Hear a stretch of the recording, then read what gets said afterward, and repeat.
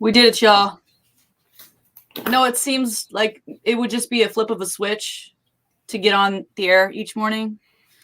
But sometimes we're sprinting all the way up to that 10-second countdown. The music is already rolling. Oh, and do I have stories?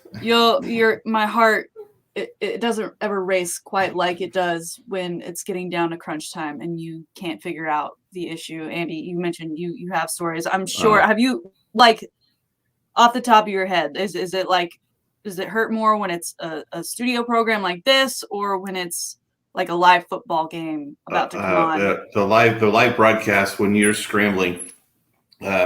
Two quick stories. About 3 years ago at Middle Tennessee, we had a basketball game. Everything was working fine until about 5:45 when we were going on the air at 6, and every internet that could potentially work in the entire campus of Middle Tennessee went down. And for those of you that don't know, we transmit games and this show and other things from studio to site and all that via the internet through some sophisticated, expensive equipment that lets us turn algorithms into words. And I ended up scrambling. I got on the air, but it was a terrible broadcast. I was sick that day doing the game. It was a horrible night. And a couple of weeks later, I called the Middle Tennessee guy and I said, "Did you ever figure out what happened?" He goes, "Oh, yeah. The head coach couldn't get his internet to work. So he went in there and started messing with things he shouldn't mess and basically took the entire campus offline for about 6 hours." So football coaches, stay in your lanes. Call the IT guy if your internet doesn't work. Well, Andy, you did double duty on Friday. Of course, you were here with me on Friday morning, and then I turn on Mike Taylor in the afternoon, and lo and behold, Andy's doing double duty. He is in for Taylor on the phone lines. Apparently, he was having some troubles as well with his connection. Yeah, I got the call at 3:45, and I was finishing some work at UTSA. We had the 4:05 start for the talk show.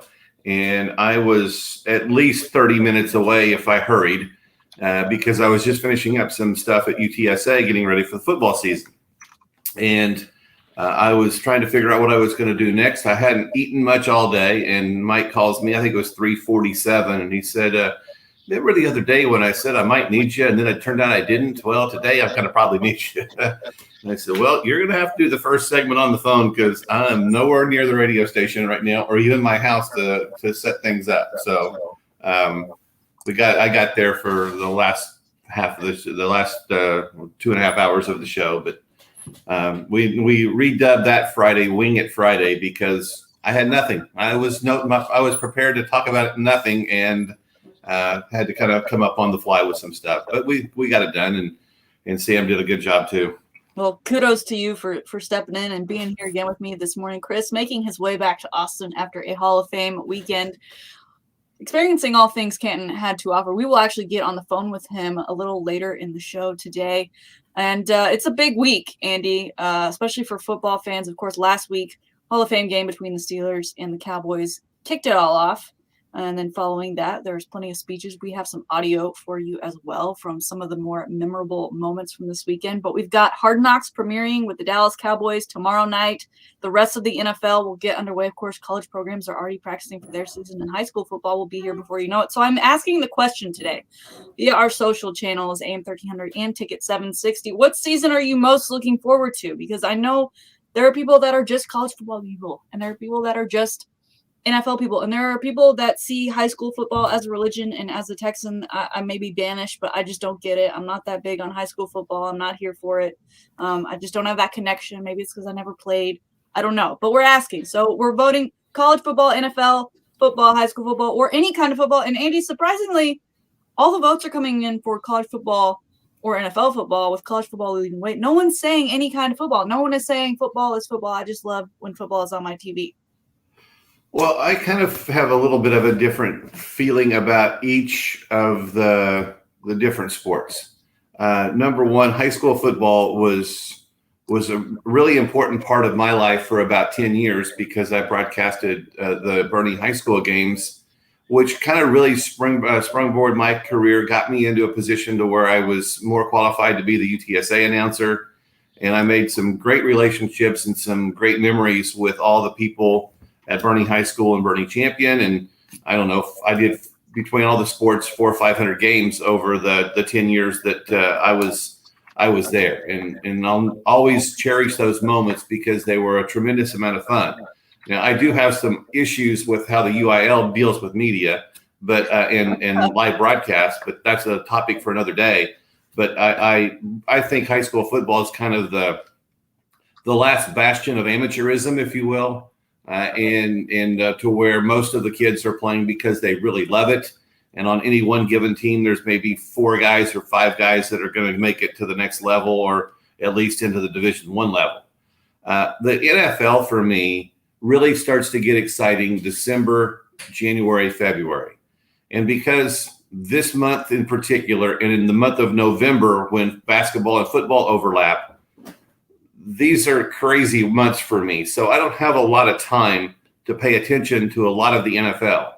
And from a college football standpoint, as soon as the bowl game was over last December and we're sitting in the Waffle House in DeSoto on the way back from SMU where the game was, I put on one of these countdown calendars on my phone, days till kickoff. And I think it was 200 and something back then, and we're down to 26. So for me, I'm looking the most forward to college football. It's just under 4 weeks? 26 days, Saturday? 11 hours, 48 minutes, and 7 seconds to kick off. We're almost there. Well, from amateur football to guys who played at the highest level and then have been given the highest awarded jacket that anyone could ever receive. I don't know, maybe a Masters championship. Maybe, Andy, that should be an argument for later. Masters championship jacket or a Hall of Fame jacket. But gold jackets are both hard to get all this weekend.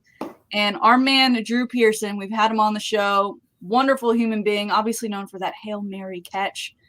Finally got his chance to stand on that stage and have the jacket put on him and his bust revealed. One of the best busts of the weekend, I think. I thought Peyton Manning's was, I don't know, that one to me was maybe the worst, honestly. But we finally got to see Drew Pearson, and he did not disappoint with his speech. He mentioned, it's finally my time. He mentioned that he has the greatest afro of all time, and he brought excitement to a show and a ceremony that a lot of times it's a lot of feels, it's a lot of happy tears, but not for Mr. Drew Pearson. He was animated throughout, and here's a bit of his speech for you here. In life, in this situation, this moment is all there is. This moment has led me to the Pro Football Hall of Fame, and it's a moment of a lifetime for a lifetime. Hail Mary blessings to you all. Hail Mary blessings all around. And let my people say, hi, hi. Hail Mary blessings, Andy. Hail Mary blessings. Well, what was it like for you watching him finally get that gold jacket? Well, I made this comment with Paul Alexander on Friday, and I still agree with it.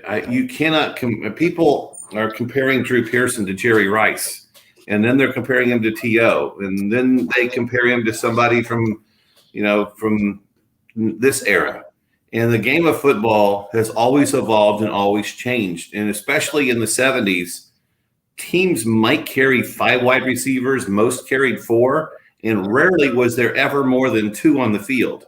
I think the Pittsburgh Steelers may have been the first team to actually put 3 wide receivers on the field at one given time and take out the fullback or flex out the tight end. And that never happened. For those that never watched football in the 70s, you had a flanker and a wide receiver and a fullback and a running back and a tight end. And that's the way every team in the league mostly played. And then on long situations, they might take out the fullback and add a wide receiver.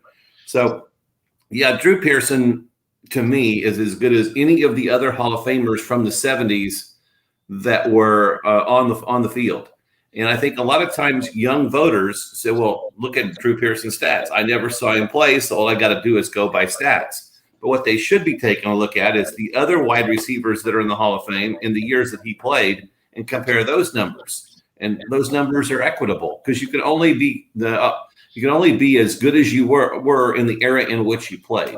And to me, it's been way long overdue. And not that there's other people in the Hall of Fame that aren't deserving of it, but I'm really glad to finally see him there because he was as much a part of the NFL and the history of the NFL and the statistics of the NFL from 1972 to 83 or however long he played, more so than anyone else. Well, looking forward to see what Drew does next, because that feels like this campaign year after year has been the narrative for him. So now that he's finally made it, interested to see what he does next. Another Cowboy great, Mr. Jimmy Johnson, also received his bust and gold jacket this weekend. Of course, on the Hall of Fame game pregame ceremony, Jerry announced that Jimmy will also be going into the Cowboys Ring of Honor. Jimmy definitely had one of the more heartfelt speeches of the night. In this moment, if there was ever a moment to bring tears to your eyes, I think this one was it with Jimmy. One thing he says, Jimmy, he says, let me tell you something. I know how hard you work, but don't forget about QTL. Quality time left. Think about that. I'm 78 years old and I think about QTL all the time. Let me tell you something, folks. The people that you love, like my family right over there, appreciate those people. Because there come a day, you're not going to be able to appreciate them because you're not going to be around. Thank you for your attention. Thank you for the opportunity. And thank everybody that helped me. QTL from Jimmy Johnson. Of course, they were going back and forth between him and his family, but it also made me think that maybe he was referencing Jerry Jones a little bit, right? We had Jerry Jones tear up a little bit in that pre-camp presser where he was talking about Jimmy and that relationship and how they've kind of come full circle now. And I can't help but think that maybe that was an allusion to Jerry and the Cowboys. Yeah, I think he's starting to realize, and Jerry's starting to realize the same thing as they both get into that time of their life where they start thinking QTL, that there was, it's better than now's as good a time as any to start making amends with people because I know my grandparents used to say after they turn 75 they're living on borrowed time. So I think a lot of people who when they start to age feel the exact same way. There was another part of that speech that I want every sports fan in the world to go back and play and listen to at some point. And it reiterates the same point that I've been talking about with pretty much any winning franchise or winning organization. And I really want Spurs fans to hear that again. Hear it. Well, maybe we'll pull it later in the week or something. But I'm on so many of these forums that talk about and are critical of this particular Spurs group. They want to blame Pop. They want to blame somebody for the fact that the Spurs haven't been a championship contender since Tim Duncan left. And Jimmy Johnson said, I'm here only because I had great players. I had Troy Aikman. I had Michael Irvin. I had Emmitt Smith.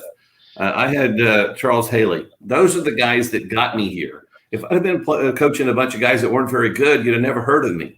Jimmy Johnson was a terrible win-loss coach at Oklahoma State, but he coached players. He taught them, and the people that were there understood the game better because of him. But he wasn't a winner until he went to the University of Miami to where he could recruit 50 players that made it in the NFL. And then he wasn't a great pro coach his first 2 years in the NFL until he got Troy Aikman and Michael Irvin and the other guys I mentioned. So there's never been a coach in the history of sports that hasn't had great players that's made it towards the Hall of Fame. Yeah, coaches can motivate you a little bit and get you in the right place and organize you. But at the end of the day, it's great players that get that make great coaches. And that's why Jimmy Johnson's in the Hall of Fame. And I'm so glad he said that. And for all of those of you that are critical of any team, including the Spurs for that matter, that haven't made the playoffs in the last few years, it's never about the coach. When a coach has been successful and then they're not that successful, it's always about the fact that they don't have as good of players as they once did. Yes, we will certainly find that clip for you, and we will play it later on in the show. One more I want to get to before we hit our first break of the day. Peyton Manning, arguably the biggest star, right, because of his relevancy and his continued success in his post-NFL career, and also not that far removed from his last playing time in which he won the Super Bowl and rode away as a Bronco. He got his bust last night. He kind of had a grimace on his bust. like the nose and the furrowed brows. Like that doesn't look very Peyton Manning to me. I know like Smiley Peyton. I know nationwide Peyton Manning, but he too he went and took his speech, and he had almost what looked like a giant textbook worth of notes that he went off of for his speech. And so we want to play you this clip here. When we leave this stage tonight, it is no longer about us. It is about cultivating the game that has given so much to us. It's about nurturing football to live and thrive another day, another year, decade, and another generation. It's about guaranteeing that kids everywhere can learn, bond, grow, and have fun with every flag pulled, every tackle made, every pass thrown, every run, block, sack, and touchdown scored. The audience here tonight is made up of diehard fans who feel football deep in your bones. Now, we may have ignited the fire, but you have fanned the flames. Inevitably, those flames will be whipped by the winds of change, but they don't need to smolder. The future of this game is ours to shape. We just need to take tomorrow on our shoulders as readily as we donned our pads before each game. Let this moment become a cherished memory. And then remember, a legacy is only worthwhile when there is a future to fuel. God bless you, and God bless. Andy, I love me some Peyton Manning. I think a lot of people do. He did not write that speech. You cannot convince me that he did not have someone write that speech for him. I would say he wrote part of that speech. A little ghostwriter action, maybe? I'm sure that there was somebody that may have helped him. I think Peyton Manning is one of the brightest guys I've ever, and I don't know him, but I mean, just on the outside looking in, I think he can do pretty much anything he wants. And he's turned down broadcasting jobs, which I think he would be terrific at. He was hilarious on the Saturday Night Live bits that he used to do when he hosted that show. Yes. Where he's telling the guy, get up, you're not hurt, let's go, come on, those kind of things. And, or in very much in jest, looking at the kid and go, how can you be so stupid? You went the wrong way. I can't remember all the lines, but he was hilarious in that. He does a good job in the progressive ads.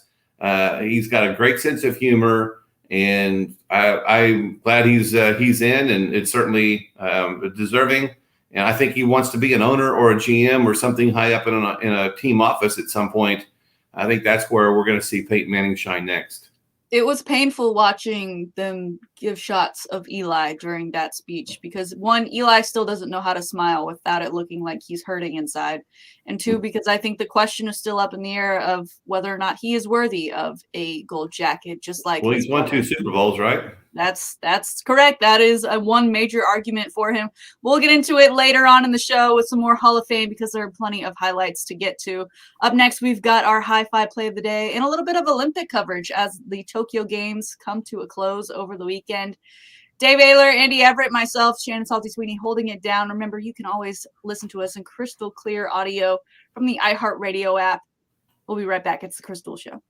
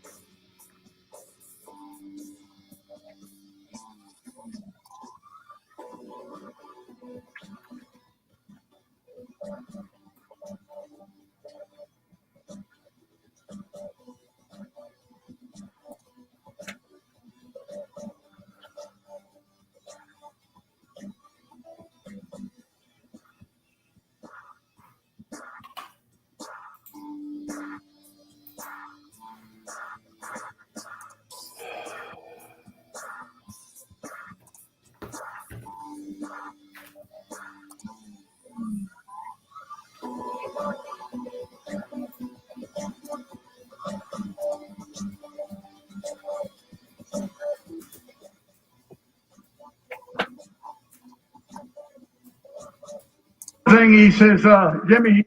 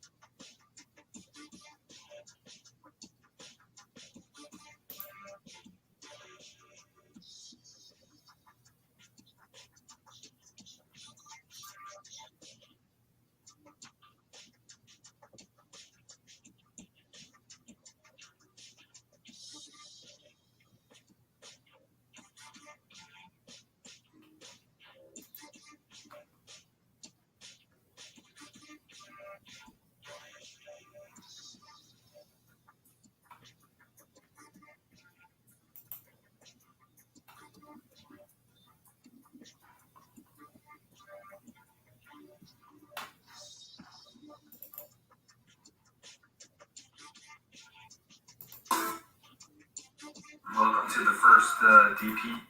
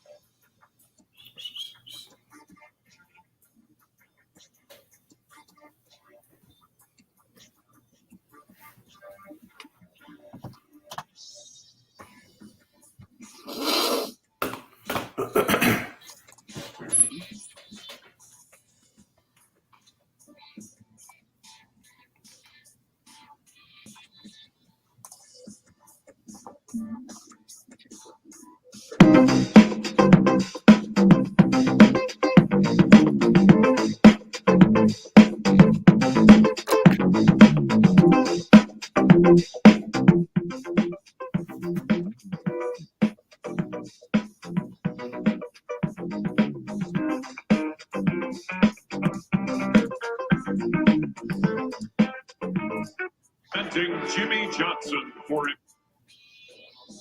But more than a great. Well, first of all, about Troy, you know, I had a lot of great players. I had a lot of great players. But more than a great player, he's become a great friend. And I think that's one of the great things about our game is the relationship that we make with one another, players, coaches, each other. It's a special, special game. And I guess you're asking, you want to know what I'm going to say about Jerry Jones.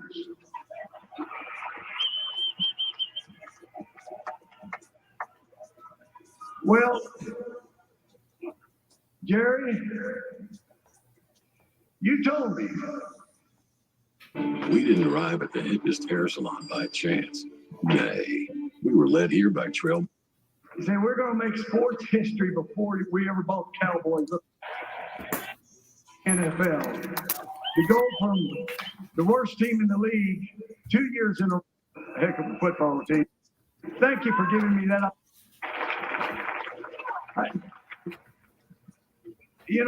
I look back and so many things have happened to me in my career, and it's because of others. I look back.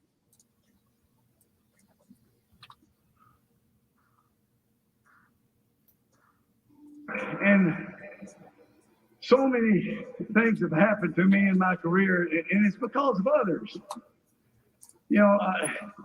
I didn't do it, they did it. But before I get into the thank yous, I want to say something about the people that really sacrificed. My sons, Brent and Chad, and their mother, Linda Kay. She was a great, great woman.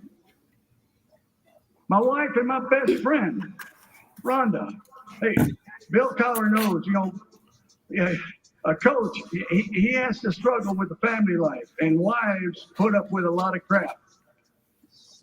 Fortunately, Rhonda didn't have to put up with much crap because I'm pretty good. Well, getting ready for this thing, I'm saying, okay, who all am I going to thank? I started putting a list. I said, no, I can't do that. I went back to Brett and Chad. I said, I wasn't there for you. I felt like I had to outwork my opponent. And that's why it's so hard on coaches' families. I was out there. My two sons played football. I never saw them play it down. And that's a shame. But fortunately, I corrected that. And we have a relationship now that I wouldn't trade for any. It is the best. And I got the greatest two sons in the world. And I love them with all my heart. Well, I'm pretty good. Yes, sir. He wanted the cut where he's talking about his coaches and players winning the games and all that kind of stuff, right? Yeah, did you find it? Yeah, I got it. Okay, perfect.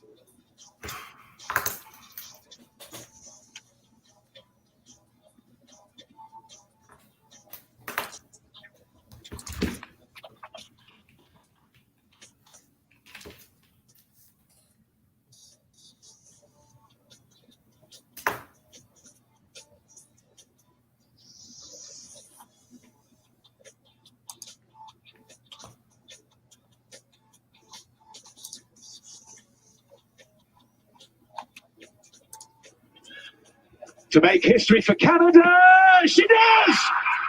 Canada win the gold medal for the first time! Lindell is beaten! Julia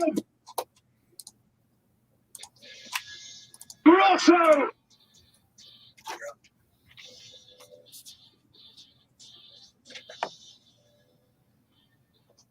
Monday morning on the Chris Duel Show. Shannon here with you, along with Andy Everett, talking Pro Football Hall of Fame weekend, the week ahead in the NFL. And right now, as we do at this time, a high five play of the day brought to you by High Five. Mondays are hard, but High Five makes them better with the $5 specialty burgers, one of the best burgers in town. If you haven't been, check them out. Anderson Lane, as well as one out in Lakeway. Also great for activities. As you know, I am a huge axe thrower now. I did that once. A bowler, an axe thrower. How'd you like it? It was all right. It was there was a place downtown after a UTSA game, I think 2 years ago, and I didn't know I think they use it as a haunted house during Halloween, and I threw some axes. Yeah, it was kind of fun. It's relieve your stress for the day. It's satisfying when it sticks. It's annoying when it starts bouncing off. I think I got it to stick most of the time. I don't know that I hit the target correctly, but did you go one-handed or two-handed? Two. I turned out to be better with one hand. I don't know why. Maybe just my release point was a little more. Yeah. I don't know the timing. I don't know. Maybe that was just me. I found one-handed axe throwing to be better. Also, I'm just like kind of a stud at axe throwing apparently. So that's Perfect. My thing. All right, today. I know we talked some soccer to end the show on Friday because I'm trying to get you into the beautiful game, Andy. I'm trying to win you over. It'll be a hard try. A fan of the newest MLS team in Texas, Austin FC, and I'm hoping to do a little more convincing today, just for the game in general. There were a lot of things in the most recent Olympics in Tokyo that did not go the way Team USA thought they would. There were a lot of gold medals, I think, left out there that a lot of people expected to win. One of them being Team USA soccer women's taking that gold medal. They ended up playing in the bronze medal game They won that. They got their bronze medal. But it was Canada and Sweden who were in the gold medal match. It went to penalty kicks. It was the first ever women's final for a gold medal that went to penalty kicks. So not only is that exciting and thrilling, but after the 5 shots, each team took their 5 shots. There were beautiful saves, there were beautiful goals, but they were still tied up. So it went to a shutout. And University of Texas's own Julia Grosso stepped up and nailed it. Won the first gold medal for Canada in women's soccer. It was quite a moment, quite a tremendous moment for all Texas athletics fans. Andy, she's only 20 years old. She first was called up to the national team in 2017. She's played in a 2019 World Cup. She's now a gold medalist, and she's a junior. So she's still got time at Texas. And in her 2 years she's already played, she's already scored 29 goals. She is a badass and deserves the high five for that incredible. The pressure to step up and win it for your country in a penalty kick shootout moment. Andy, I know the U.S. didn't win, but that was a very proud moment, I think, for a lot of Texans. How good is UT soccer team? Are they a perennial national championship contender or Big 12 contender? They're not your Stanfords. They're not your North Carolinas. You don't see. I can't remember or even know if there's been at least a relevant player playing for the U.S. women's national team. Grosso obviously playing for Canada, so that brings us up a little bit. I think it's becoming better as far as getting girls on this squad that do go on to play professionally as well as with their country. But it's not North Carolina. Let's just say that. It's not the Tar Heels. Well, I think it's everybody's dream to hit the game-winning shot, the game-winning goal, the home run in the 9th inning, the strikeout in the 9th inning, the winning putt at the Masters or the U.S. Open or whatever. I think everybody dreams of that moment. And those who spend hours practicing their craft in the back of their mind, they're going, this is to win whatever it is to win. And so congrats to her at 20 years old to, I'm sure, fulfill kind of a pipe dream that she had somewhere along the way and pulled it off. And I think the best athletes in the world handle pressure so well. At that particular time, especially when you're in the moment, I don't think you think about what's going to happen. I think you just think about executing the moment. Mm-hmm. Now, there are players that when they're leading a golf tournament and they're thinking about putting on the green jacket or posting the trophy or whatever, that they get ahead of themselves and they think about what's going to happen after this is over instead of what's happening at this particular moment. But I would think during penalty kicks, in that particular, where you're down to just one, if you make this, you win. If we go back to another sudden death, that the pressure would be a little bit off, and then to be able to execute when you need to the most has to be a most special feeling. It was a great goal, and both keepers on both sides. I mean, it was truly neck and neck. For those that haven't seen the video of the goal, it's fantastic. It is on our socials. And an even better video is the University of Texas soccer team was watching it all together. They had the TV flanked with some Canada flags, and the roars in that room were something special. I'm sure she will get a Texas-sized welcome when she walks in to that room with her teammates wearing a gold medal around her neck. Andy, the games are officially over. It's interesting that we have less than 6 months before the next games, the Winter Olympics taking place in Beijing. Final medal count, United States does end up surpassing China with 39 golds to China's 38, and a total of 113 medals, number one as far as total medals for the Olympics. And one of those golds, they did it, sir. Team USA basketball, Coach Pop, Kevin Durant, they beat France in the rematch 87-82. Did you watch the game? Did you feel emotional? Kevin Durant draping that USA flag over his back. He's the best USA player of all time, right? No. He's for up Team there. USA. He got the most points. Yeah, I guess you could. I wouldn't. I guess in Olympics, he's the best. There's other players that have played on the Olympic team that I think are higher in the echelon of the top 5 of all-time great players. But he's headed in that direction because his career is far from over. I didn't see the game live. I watched some of the highlights of it afterwards. I figured that the Team USA would win, and it was a closer game than even I thought it would be. But I just think that the whole team kind of feels vindicated. The biggest issue with this now is that as Americans, I think we kind of get tired and old of things pretty quickly. And from the 40s and 50s and 60s, no, but here's what I'm getting at. In the 40s, 50s, and 60s, it was all amateur players. And then the 72 Olympics, they basically stole the game after giving Russia 17 chances to win it until they did. And then 76 through 84, they always won. 88 was when the David Robinson, Hersey Hawkins led 88 team that John Thompson coach lost. That's when USA Basketball said, okay, we're going to start playing our pros. And in order to get eyes on the TV, they had to create the dream team and then the subsequent dream teams to follow. And whether it's the pandemic, whether it's the shortened season, whether it's the next season starting soon, there are 6 or 7 players on this roster who are at the ilk of players that would have never been invited to this roster in past years. So I'm just curious as we go to 24, 28, 32, and so on, how many NBA guys are really going to want to do this? Because without Kevin Durant, the Team USA probably doesn't win. They may not even medal because the Team USA's top 15 players are better than anybody else's 15 players in the world, and it's not even close. But when you start putting, and no disrespect to Keldon Johnson and Bam Adebayo, they're good players. But in past years, they wouldn't necessarily be Olympians. Yeah. And how many of our future rosters going to be filled with players like that instead of the top 8 or 10 players in the NBA? Yeah. It would be something if we had to start pulling from the G League for our Olympic roster. We would be better off taking whoever the college national champion is in March and just saying, okay, you guys go represent because you're a team. And that's interesting. Yeah. Now it only would be every 4 years. Correct. But that particular team or maybe 8 or 10 of those players and you sprinkle in 1 or 2 others. But Jerry Colangelo and whoever succeeds him is the president of USA Basketball.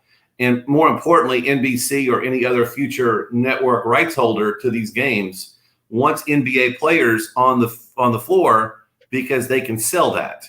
They can't necessarily sell people that you haven't ever seen before in a college setting. And back in the 80s and 70s and even in the early 90s, college basketball teams stayed together for at least 3 or 4 years before the guys start to break up and go pro. Now everybody's a one and done. If you're, the lottery pick from next year, we don't know who it is yet because he hasn't played college basketball yet. And he'll play 1 year and he'll become the lottery pick, and that's who the number 1 team will draft. Whereas in years past, we knew that Akeem Olajuwon, as soon as he ran out of eligibility, was going to be the number 1 pick. But if you fast forward Akeem Olajuwon to 2008 instead of 1984, he'd have left after his sophomore year. So we're in a different situation, but the networks want the better players so they can market them and sell them, and more people will watch them, and they can get more for their ad dollars. I very much agree. It was a great game. It kind of, like you said, it was a little closer than I think expected. It almost felt like, oh my gosh, are we going to do this again? But Team USA ends up pulling it off. Of course, that means they get a medal ceremony. And some of my favorite moments were from social media of the behind the scenes of them getting ready. Dame Lillard, of course, a member of that Team USA basketball roster. He's an Adidas guy. He's got his own Adidas shoes, and Team USA outfitted that podium stadium outfit is Nike, everything Nike, from the shoes to the socks to the jumpsuit itself. And guys were poking fun at the guy. He's got the checks.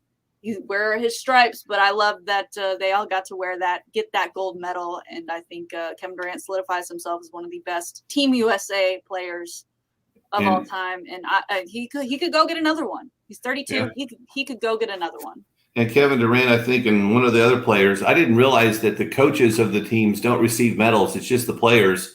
So at the team picture, they took off their medals and put them around Pop's neck so that he would be featured in the photo with the medal. And that was pretty cool. That is a moment. And then over on the women's side, Taurasi and Bird, earn another gold medal for Team USA. Women's basketball, that is their 5th gold medal, sir.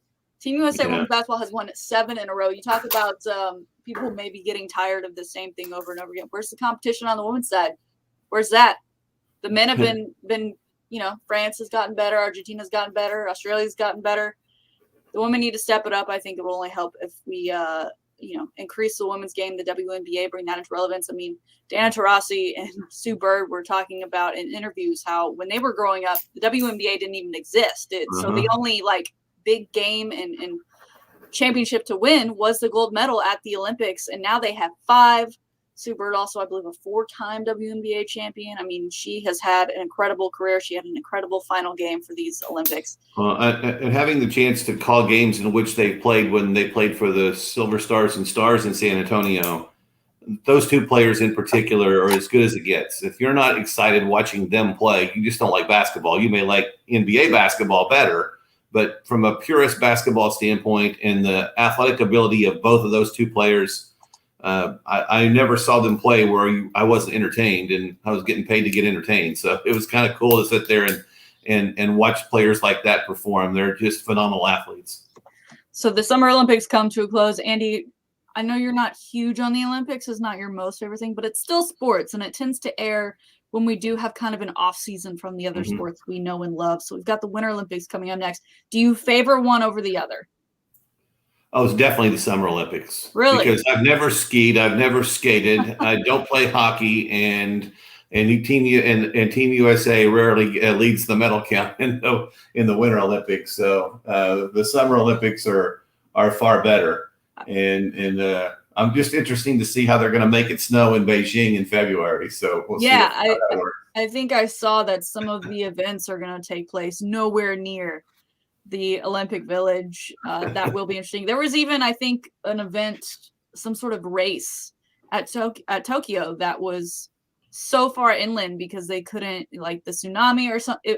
It's crazy. I think it just drives people back to the conversation of kind of having, 3 or 4 host cities for every Olympic Games, especially when you think of all of the buildings that are, all of the events we just watched. So many of those buildings and arenas are going to be overgrown and deserted within the next 4 years. Well, apparently it does snow somewhere in China, so I guess they can find a mountain to ski down. But I've never known, I don't think of the French Alps and the Swiss Alps and Aspen and Vail and then Beijing. And when it comes to winter sports, I hear Beijing and I think of 2008 Summer Olympics. That's what first comes to mind.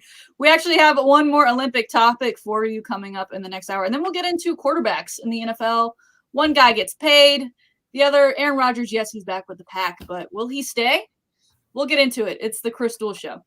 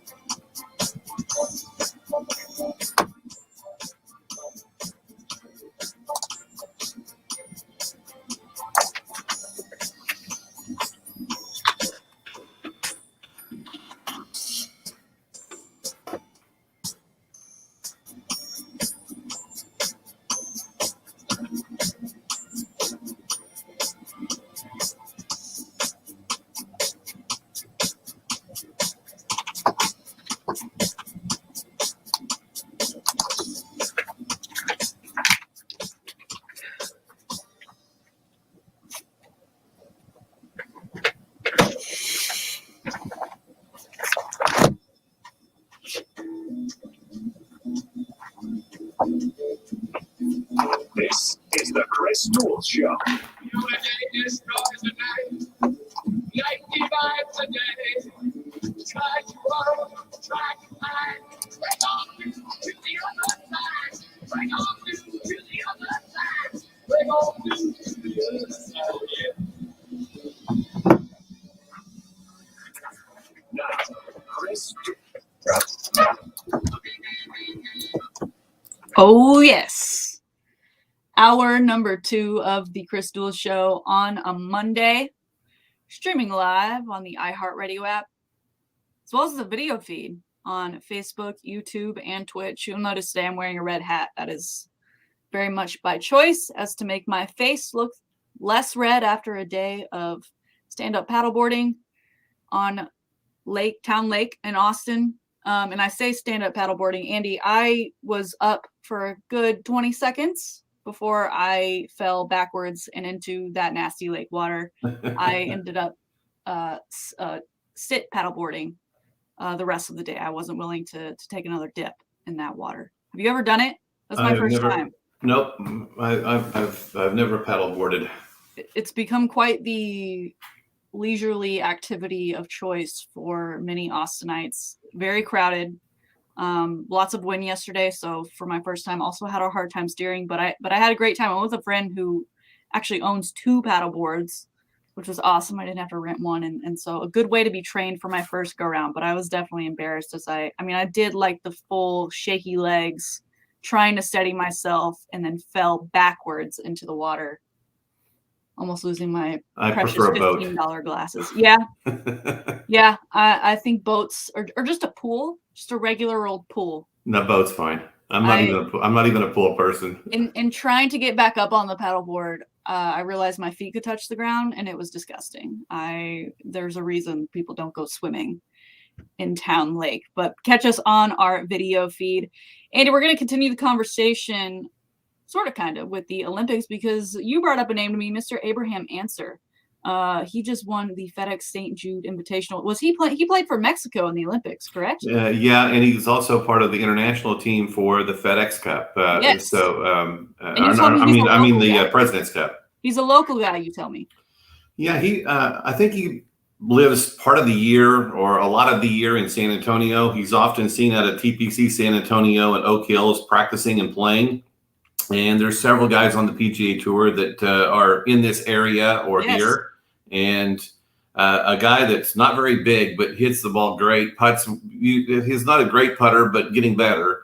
And he's knocked on the door many, many times to try to win a PGA Tour event. And he finally got his first one. So congrats to him for the successes he had yesterday at the St. Jude. Now he's number 6, I believe, in the FedEx Cup standings, and has a really good chance, if he continues to play well down the stretch, to make a run at the FedEx Cup title.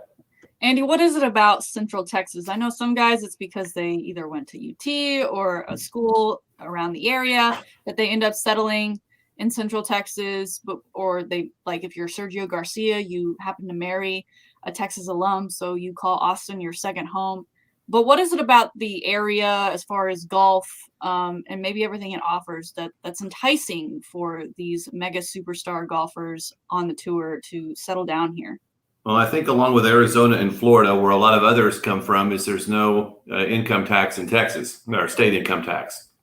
And when you're an independent contractor making millions of dollars, 2 or 3%, or in California, I think it's 7% of your money goes to state income tax. So they avoid that. Although the property taxes, I'm sure their homes are nice and they're going to pay back a lot of that in property tax.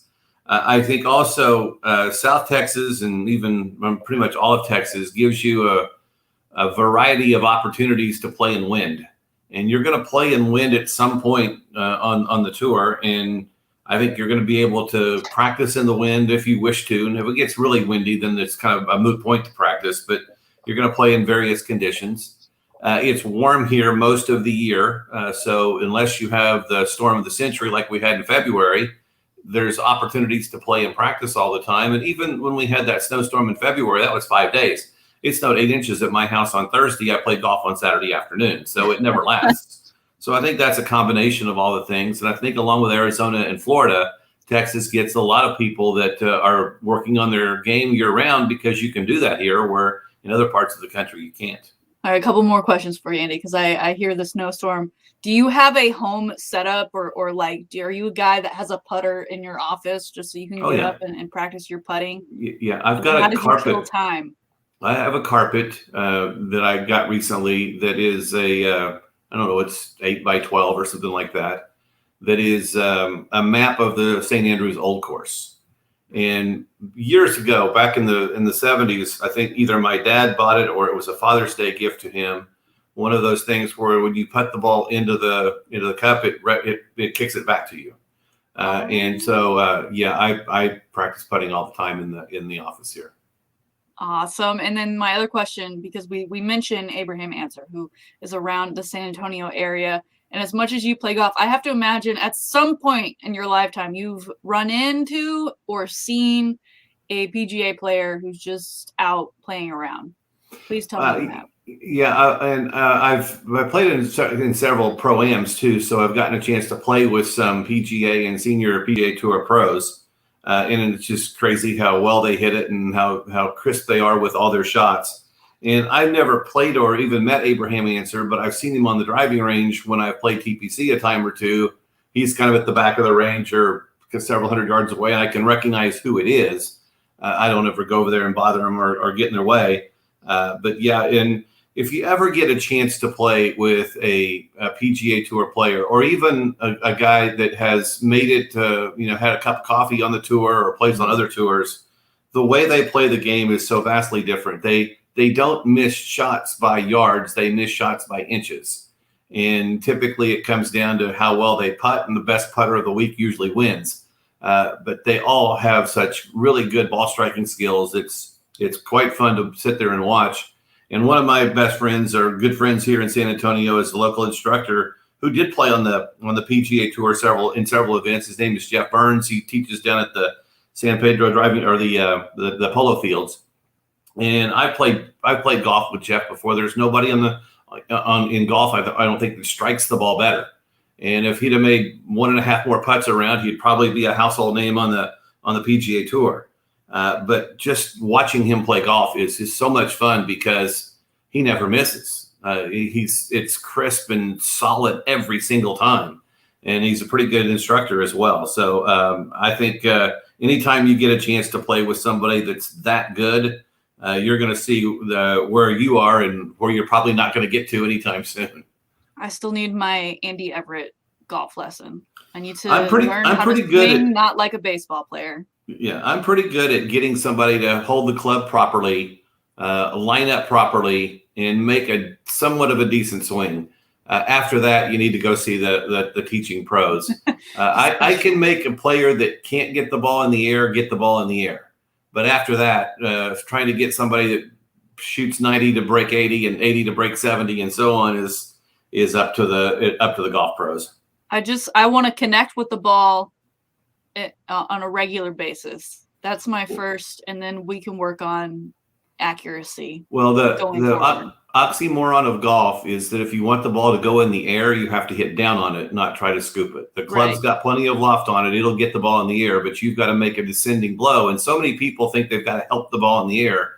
And that's the uppercut swing in baseball to launch it out of the park. Well, that ball's not stationary. That ball's moving, and just making contact with it's challenge enough. But in golf, the more descent you put on the club, the higher the ball goes. Well, I'm hoping to make a trip to San Antonio soon. Actually had one on the books, and then we all went into stage 5. So when I do get down there, I think you, myself, and Chris, we need to go on the course, have some friendly time, and also have some learning time so we can make it a regular habit. All right, we are asking on our socials today, what season are you most looking forward to? The football season is upon us. We've broken it down. We've broken it down to college football, NFL football, high school football, or any kind of football. We're now getting votes, Andy, for any kind of football. Just people who love football. I don't know. I feel like if you love every single kind of football the same, I think you're the degenerate gambler. I think that's where I think you're like, I can bet on anything. This is my season. It's all my season. Well, Hopefully they don't have lines anytime soon on high school games. Let's You not never gamble know. on Those them. under the table guys, they're betting on anything and everything. 71% saying they are all about college football, and 25% only saying the NFL. I don't know if maybe that's because it's so business. It's very much about business and that next level. Of course, a lot of that has to do with contracts. And Andy, going into the weekend, a huge contract was signed. Mr. Josh Allen signed a 6-year extension with the Buffalo Bills worth $258 million. To put that into perspective for you, Tom Brady has not made that much in 21 seasons.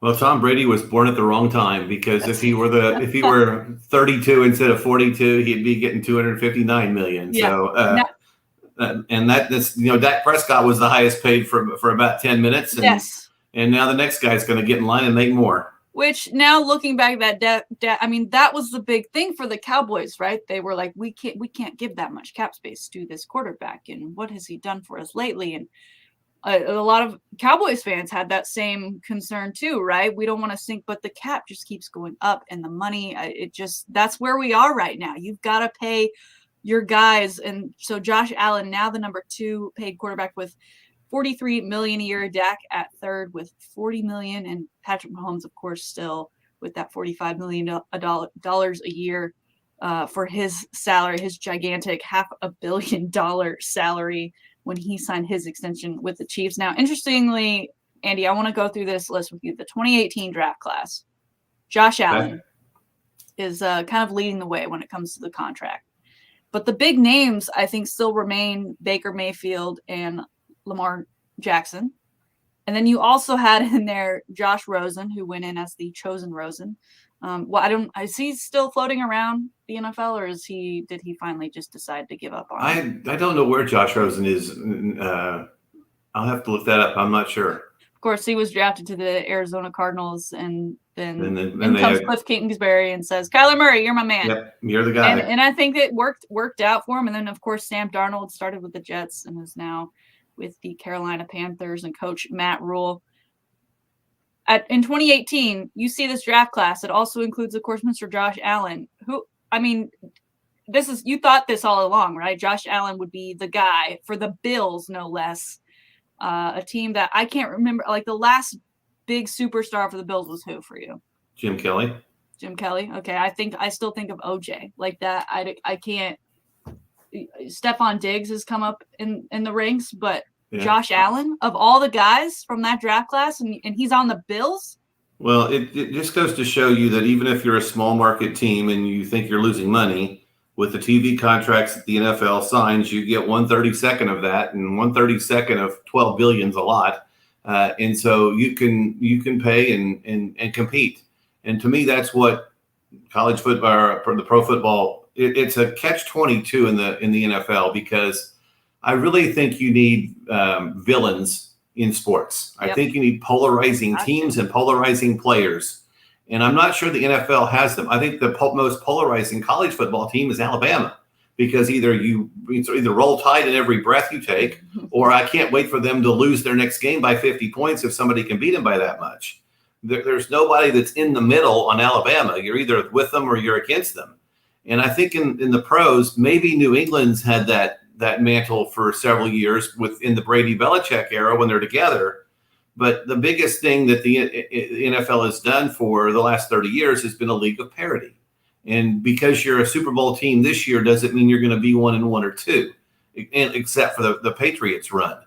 And maybe there's a couple other teams that have had lasting success. But the league is set up, if you play the game correctly, to where it's going to rotate who's good. And that's good from a standpoint that every team feels like we're just a year or two away from being a Super Bowl contender. But it's bad because it doesn't create that animosity with teams that my favorite team is X and whoever plays this other team. So when you get to that mindset, I think that's why college football's got a little bit of a head start on the pros from a rivalry standpoint. But when you look at TV ratings and you look at the number of eyeballs on TV, there's no league in the history of sports that has more people watching it than the NFL. Right. And Baker Mayfield, of course, still with the Browns. Lamar Jackson with the Baltimore Ravens. They are in talks for contract extensions. When you think of those two guys, and you think of we just went through the top 3 quarterbacks as far as dollars per season. Where do you think they end up landing? Well, their agents are going to ask to be the highest paid. I would not pay either one of them $45 million, but I wouldn't have paid Josh Allen $45 million either, or 43. I think Baker Mayfield will end up somewhere in the 30s. Mm-hmm. Lamar Jackson probably closer to 40, and good for them. I mean, I know a lot of people have issues with an employee making that kind of money. But the difference is that you go to your job and there's a handful of people that they can, or maybe handfuls of people that they can get to do your job as well or better or good enough. So they pay you what they pay you. And understand that no employee or employer, no matter what it is going to pay you something that they don't have or that they're not getting more of. So just because Josh Allen's getting $42 million, the owners of the Bills have that much or more that they're matching with the money that they're getting from their TV revenue. So it's the owner of the teams and whoever is writing that check is making a lot more money. Now they have expenses and they have other things that player may not have, but they're getting their cut of that TV revenue as well so that they can pay these players what they're paying. And there's nothing in like sport in that there's not that many people that can do what Josh Allen does. So if you have a specialty skill set, then you're going to be the benefactor. If you're the only person in the world that can figure out how to run a computer program, then you're the one that's going to get paid. But when there's 150 million people that can figure out how to do it, then you're all going to get paid the same. And the best of the best usually end up getting the amount of the best amount of money. I read this article one time that kind of summed up how people get paid, and it was a character artist, and the guy did a character of a guy in 8 minutes, and he said, "How much?" He goes, "That'll be $100." He goes, "You only worked 8 minutes. What is this? $12 a minute or something like that? Whatever the rate was." He said, "No, I've spent the last 40 years learning how to do this in 8 minutes. You're paying me for my experience as well as my expertise in being able to get you on your way, and so it's $100." And so that's kind of like it is in pro sports. If everybody could play basketball, then it would be pretty easy to find somebody to do it pretty cheaply. But not everybody can do it, and that's why these athletes get paid what they do. Well, and that, of course, the argument for Aaron Rodgers and wanting to get his way when it comes to being a voice within that Packers organization and helping to make decisions. He is back with the Pack for this season, but of course they reworked that contract that will allow him to leave after the season, should he choose to. And a lot of signs point to him going elsewhere. Andy, I'm seeing a lot of people thinking or wanting for him to go to the Saints to play with Sean Payton in that organization. Do you like that landing spot? Do you think there's any chance he comes back and continues and ends his career as a Packer? Where are you with Aaron Rodgers? Well, I have an issue with any team that doesn't tell their superstar what they're going to do beforehand. And I'm not sure how much that happens in other sports, but I think a lot of times, and I don't know that this happened with the Spurs, but I would suspect that when the Spurs were considering a trade or considering some kind of a personnel move, whether it was to take a player off the roster or put one on, that Tim Duncan didn't read about it in the paper. Or online or on a newscast or on a TV or on Twitter, that he kind of had an idea that something was going to happen. And more than likely, Tim was like, if you guys think it'll work, I'll make it work, because he was pretty easy to get along with. Other superstars aren't that easy to get along with. But if I owned an NFL team and I hired a general manager and I were the Packers, I would tell Aaron Rodgers pretty much every personnel move that I was going to make before I made it. And just to say, hey, do you have a relationship with this guy? Or worse yet, do you have a history with this guy that's not good? Yeah. If I bring player A in, is it going to disrupt the locker room? What do you think? Now, I may not listen to him, and I may do it anyway because I'm the team owner and I can do whatever I want. But I'm going to at least consult my superstar. And I don't think Aaron Rodgers necessarily wants to make $46 million and be the highest paid quarterback at 39 years old. I think he realizes that ship has sailed. But I do think that any organization that has a person that has been that much important to their team should get the benefit of that. But let's also go back when you look at the Packers. The Packers unceremoniously got rid of Brett Favre. And the reason they did is because they were ready for Aaron Rodgers to start playing. Mm-hmm. And so Brett Favre went to the Saints and the Vikings and the Jets because he wanted to keep playing, but the Packers didn't want him to play for them anymore. And if they're ready to move on to their next quarterback, was it Jordan? Is it Love? Is it Love? Is that Jordan Love? Jordan Love, yeah. If they're ready for him to start playing, then that's fine. That's the way you want to run your organization. But Jordan Love needs to realize in 10 years when his time's up and there's somebody else waiting in the wings, he's not going to get any say either. Andy, Aaron Rodgers, he just wants to be heard. He just wants that communication. He wants his voice to be heard. Mm-hmm. Heck, he wants to know when they're having lunch. He needs to be, are we having lunch at 12? Are we having lunch at 12:30? He needs to be the decider on all of those things. And I am in the camp that I do not see him playing with the Packers again, Super Bowl or not this season. I think he decides to move on to a place that will hear him out. And probably, as you say, he probably doesn't, they may not go with everything that he addresses, right? They may go the opposite way because they still get to make the final decisions, but he may be at a point in his career where he says it's my way or I'm out. And, with the talent he has, he might get that control should he go somewhere else. So it will be interesting to see Mr. Aaron Rodgers be at the helm of the Pack and what could be his final season. All right, coming up next, we've got today in sports history, sports birthdays, and an NFL heavy, salty shakedown. Also in the 8 o'clock hour, more Hall of Fame talk, and we'll hear from Chris Duel, who was at the Hall of Fame weekend, taking it all in. It's the Chris Duel Show.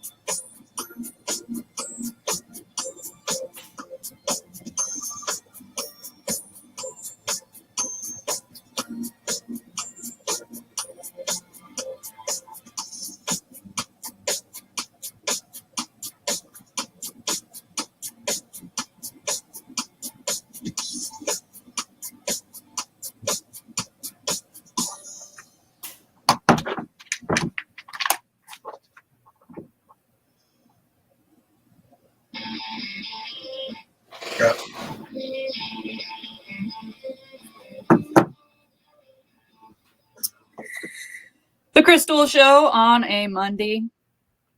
Dave with the bring back hits. Andy joining me in place for Chris, who is making his way back to Austin from Canton. And myself, Salty Sweeney. And at this time, each day, we like to do a thing called Sports History and Sports Birthdays. Andy, let's get into it. Sports history. All right, here we go. 1975, the first NFL game was played in the Louisiana Superdome. Houston beat the Saints 13-7. I've never done a game in the Superdome, so have you been to a game? No, I haven't. I've never been to the Superdome. I've been by it. I've driven by it several times, but I've never been in the Superdome. It's quite the spot. Not the best media booth box. Yeah. Very high. It's very high. I'm okay with high. I prefer high. You know, I think the highest place I've ever been is Texas A&M, and that's fine. I don't have a problem seeing from a distance. There's some other places that have been far worse. Yeah. In 1988, the Edmonton Oilers traded Wayne Gretzky to the LA Kings in what would become known as the trade. Canadians were so upset that they asked government to block the trade. Some Canadians viewed Gretzky as a traitor, believing his motivation for leaving was to help with his wife's acting career. Go ahead. I recall at the time she wanted to get into acting, but I don't ever remember her actually getting into anything. And I can't even. Right now, I'm trying to remember what his wife's name was because she didn't use the Gretzky name. So do you think that the haters were right, or do you think he just wanted to be somewhere else? No, I think he wanted to make more money, and he could make more money in LA than he could in Edmonton. And around 1988, the NHL made a terrible decision that I think still affects the NHL to this day. Gretzky was in his prime, and ESPN made an offer to have the national rights to all of their broadcasts. And they went with Sports Channel New England, which only about 1/8 of the country could watch. And it was mostly in the New England states. And it was pre-Gary Bettman, who's a really good commissioner. and they made the decision to take that other deal because it was worth just a tad more money, but the exposure that they would have gotten worldwide and certainly in the United States wide would have been so much greater had they accepted the ESPN offer, because they would have put Gretzky on TV about 50 times a year. It sounds almost like the Longhorn Network situation. It sounds great until like next to no one can actually get it in their house. Janet Jones, by the way, was Wayne Gretzky's wife, and I think they're divorced. I'm not sure, but I don't ever remember Janet Jones starring in anything. So anyway, 2002, Barry Bonds hits home run number 600 in his career with the San Francisco Giants. I'm not a fan of Barry Bonds, the person, but Barry Bonds, the player, made me watch TV and made me watch games. And I would vote him into the Hall of Fame because he was a Hall of Famer way before he ever started taking steroids or whatever cream or whatever he was taking. Those are your moments in sports history on August 9th of years gone by. Time for some birthdays. He is a former Spur. He is a former NBA head coach, and he recently won a celebrity golf tournament, the American Century Championship. That would be Vinny Del Negro, who is 55 today, born in 1966. Did you always know he was a golfer? Yeah, I never played with him, but I remember one day playing at La Cantera, and he was playing behind us. And he was single, and we had four, so we couldn't have him join us. But he kind of just, I think we let him go through it after a couple holes, and yeah, I knew he was a good player. He's a really good athlete. Well, that American Century Championship is always fun to watch. Yeah, especially with the roster of people they bring in. But I never really pay attention to who actually wins. So it was you nice just to watch see Bartley. a local guy. Yeah. Just watch Bartley shoot 130.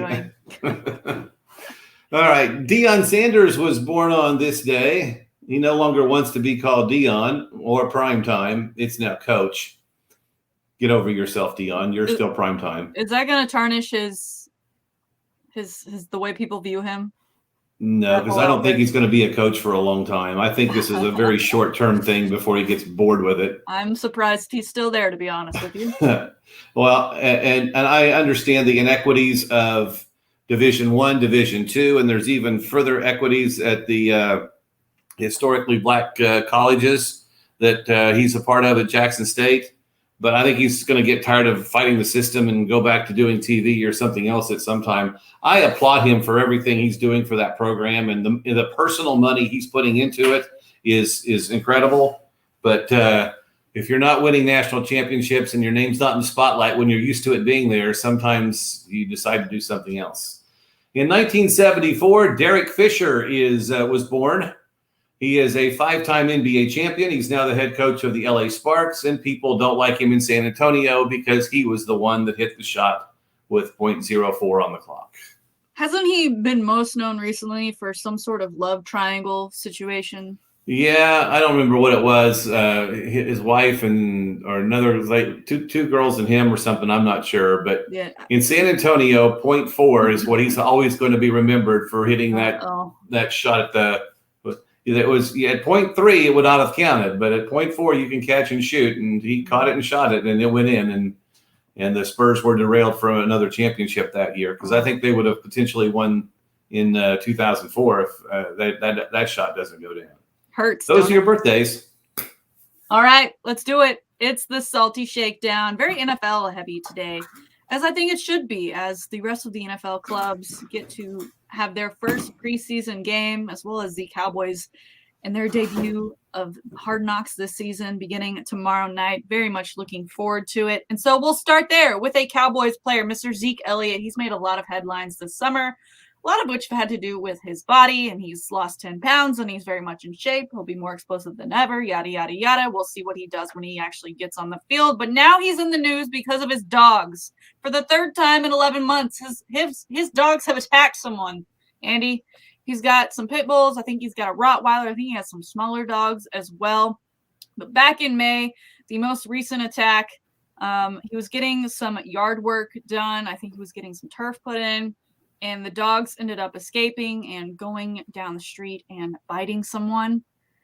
Not only that, it was one dog was attacking her one place, and then I think the pit bulls were going at her ankles, and she's now suing for $1 million. She That's and all? another person in her party were going to the hospital. Right. At one point, $1 million seems like a lot, but also look at who you're going after. And not to mention, this is the third strike in 11 months. In a recent hearing, one of his dogs was actually banned from the state. I don't know what you do when you can't move because you're a player of the Dallas Cowboys. I guess maybe he has family elsewhere that he could send the dog to. I'd be heartbroken if my dog was sent. But in that instance, the dog escaped his yard when the pool man showed up. So I don't know, but it seems like the quick and easy fix is maybe to not leave your dogs in the backyard when you have guests in your house that are working for you. The quick and easy fix is to be a responsible dog owner, which That it sounds is like he's also- not. Yes. And if you're not going to train them properly or secure them properly when others are around, then you know, I know a lot of people who love their animals and wouldn't part with them for anything in the world, right. but I'm one of but those. they treat them like they're kids, which they should, because they're basically kids for a long time, and Yeah. you got to take care of them. So if you don't have time to take care of them, then don't have them just to say that you have them. Right. I love my four-legged friends, and I've always wondered what pro athletes do, specifically ones that aren't married or whatever, what they do with their dogs when they're on the road, when they're at training camp over in Oxnard. I would assume they weeks. kennel them, but I don't know that, or have a friend dog watch or something like that. But Right. You have to be. That's a responsibility. You just don't have them and then turn them loose and not take care of them. It's 3 strikes in 11 months. I'm hoping something changes here because I don't want the NFL to start stepping in on this, because the last time they stepped in on a Zeke Elliott case, it was a 6-game suspension for Zeke, and that really hurt the Cowboys. Well, if I were the judge in this, I would say, Zeke, I think it's time for you to not own dogs. You're not taking care of them properly, and this is the third time that you've allowed them to. So they're being trained to be aggressive, or they're not being trained at all, and you're not taking care of them, and you don't have time to take care of them. So go play football, and then when you're done playing football, you can have dogs again. Another aspect I thought about was it's also like when really rich people, they get pulled over for DWIs, right? And it's like, you have all this money, pay for someone to drive you home. Look at all the Uber, Lyft, whatever, a friend, but I don't know, a taxi. You can afford to not get those. Well, I think that goes for anyone. And for with dog, yes, for anyone. But when, like, people who can afford their own drivers, why did you even drive to the place to begin with? Why not be driven? I would love to be driven. And in this case, I'm like, why did you not get your dogs trained? Why after the first incident, did you not send them to doggy day camp or have a full-time trainer in the house or something to fix these behavioral issues? Because now you're about to lose $1 million, because I'm sure this woman has a nice case on her hands. A $25 Uber ride's a lot cheaper than a $15,000 DUI fine, or worse, living the rest of your life knowing that you hurt someone. Yes. Please do not drink and drive. All right, moving on to Arizona, a hot place. It's going to be a great team to watch this year with the addition of J.J. Watt. They, of course, have Kyler Murray, who is all over the place these days, and they still have D-Hop. And their backup to the backup, Mr. Colt McCoy, Mr. McCoy, as we call him here in Austin, Texas. We still love him. He's part of the Ring of Honor in DKR. He's, of course, on that Cardinals team, and it's interesting, right, with Kyler being an Oklahoma Sooner and Colt being a Longhorn. Well, a lot of folks are on Cameo. It's a service where you can go and you can pay these celebrities or athletes to have a video message, and they'll typically do whatever message you want to send. You just let them know, and they have a set fee that they charge. Well, the Arizona Cardinals wanted to give Kyler Murray a birthday gift, and they ended up pranking him by using Colt McCoy. Colt McCoy didn't know he was being used. I found this video while scrolling on TikTok. I want you to hear it now. All right. I know you're a quarterback too. And that's an issue. Good luck this weekend. Stay healthy this season. Be a leader. Most important today. Enjoy your birthday, man. That's one. God bless. he had no idea. He said the kid's name was Buddy. So it was pretty genius. One of the best ones I've ever seen. But it was hard to keep it to ourselves all week knowing that it was going to happen. So it was well played. Cam Turner, our quarterbacks coach, set that up. He used his stepmom's, I think, our mother-in-law's credit card and some made-up email, so it was untraceable. And then Cole wouldn't do it, and so we had to pay like double the fee to like get it accelerated.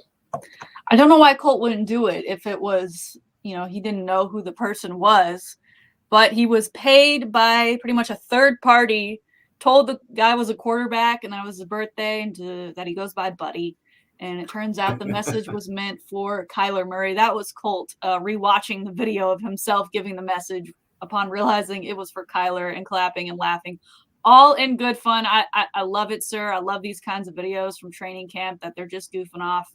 Because as much as it is a job, they're there to have fun. And I love that they're going to have this as a way to bring them together, even though, again, they did pit OU and Texas against each other. What do you think of that? Well, anytime you can get your quarterback room to have that much camaraderie, that's pretty good. And there'll always be the Oklahoma-Texas rivalry situation. There was a player that played a couple years ago for Tampa Bay, and he and another teammate, one was from OU, one was from Texas, had a bet every year on the outcome of the game that the next day when they did their media sessions, they had to wear the other team's colors. And I've made that bet before, and I've had to put on that god-awful burnt orange for a couple hours, and the other person has had to wear OU red for a little while. And so, but that part of the bet is off. I'm still owed lunch, by the way, from last year, and no one's paid yet. Get Andy his lunch, you guys.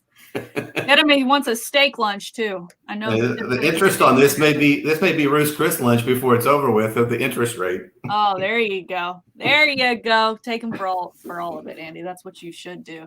And again, I love the rivalry, and I love the light hazing. Right? I mean, you see rookies that have to take their defensive line and their elders out to eat, and then they get stuck with the bill, and it's the biggest bill that they've ever seen in their lives. But of course, they've just signed a contract, so they can more than afford to pay for it. I think I would be the person who's like, I'm putting my foot down because I need every single penny that I've earned thus far, and I'm not paying for your steak dinner. I just won't do it.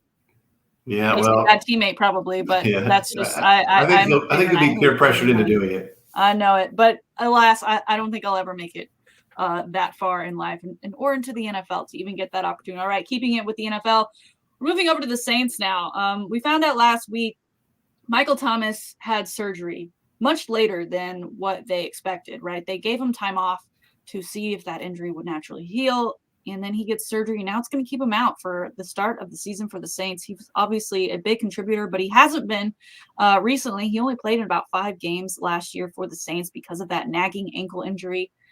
And it turns out, Andy, he was avoiding phone calls from Sean Payton, from his wide receivers coach, from the training staff with the Saints, who were checking in on him to see how his ankle was doing, to see if they needed to get him scheduled for surgery, to see what his progress was like so that he would be ready for the season. And just this morning, before we went on air, he tweeted out a black image with white writing that says, "They tried to damage your reputation. You saved theirs by not telling your side of the story."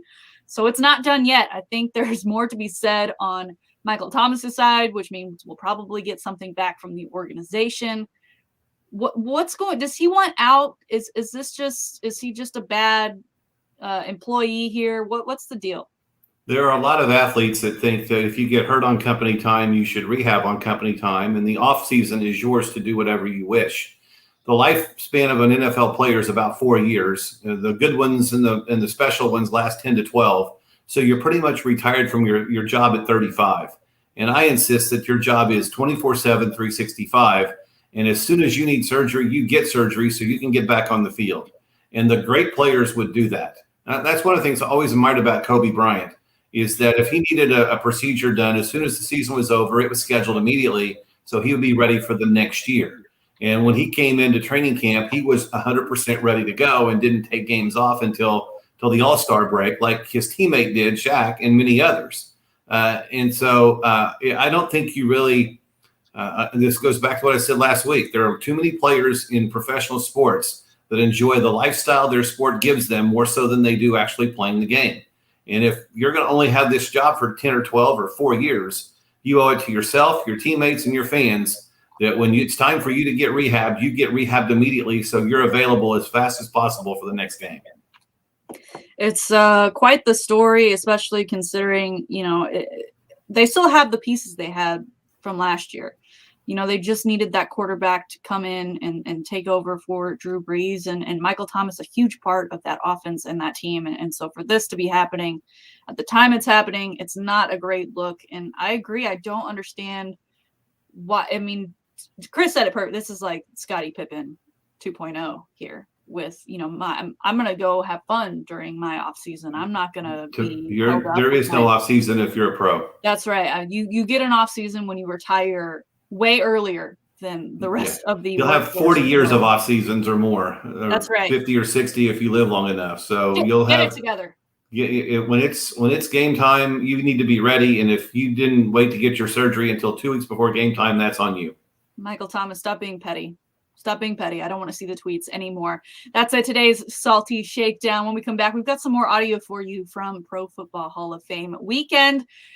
We'll talk it up and we'll preview what we're going to talk about with Chris, because he's joining us later on in the 8 o'clock hour. It's the Chris Duel Show.